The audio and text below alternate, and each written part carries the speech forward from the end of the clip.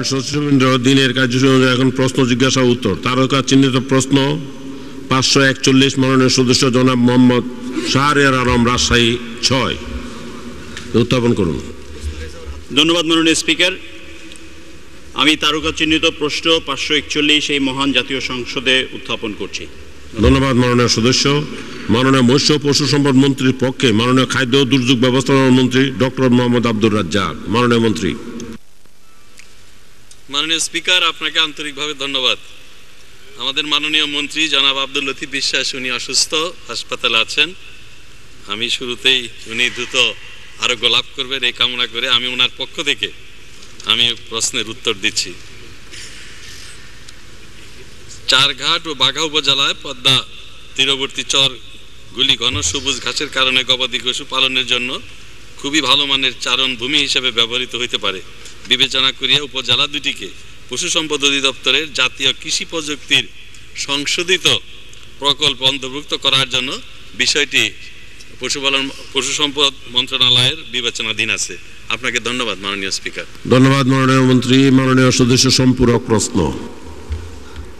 ধন্যবাদ মাননীয় স্পিকার। আমি আমাদের মাননীয় মৎস্য পশু সম্পদ মন্ত্রী জনাব আব্দুল লতিফ বিশ্বাসের রোগমুক্তি কামনা করছি।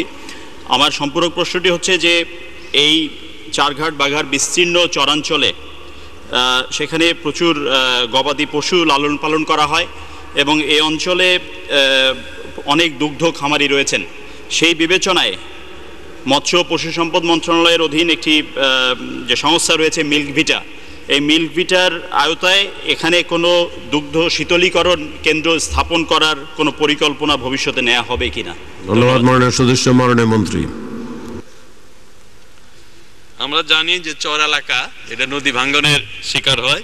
স্বাভাবিকভাবেই আমাদের নদীর পাশ দিয়ে যে গ্রামগুলো থাকে, এলাকাগুলো থাকে, এলাকার মানুষ খুবই গরিব এবং চাষাবাদ খুবই ঝুঁকিপূর্ণ। এবং আমার মনে হয় মাননীয় সংসদ সদস্য যথার্থই প্রশ্নটি করেছেন। এই চর এলাকাগুলোতে ঘাস উৎপাদন করা সহজ, ঘাস ছাড়াও বিভিন্ন যেমন বাদাম, তারপর অন্যান্য ফসল এগুলো করা যায়। তো আমি মন্ত্রী মহোদয় নেই, তবে আমি এটুকু বলতে পারি যে সব চর এলাকাগুলোতেই আমরা দেখেছি যে পশুপালনের জন্য খুবই সহায়ক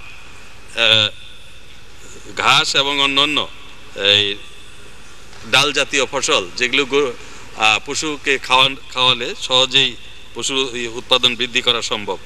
আমি মনে করি যে এটি বিবেচনা করা যেতে পারে এবং অগ্রাধিকার দিয়ে এটি বিবেচনা করা হবে।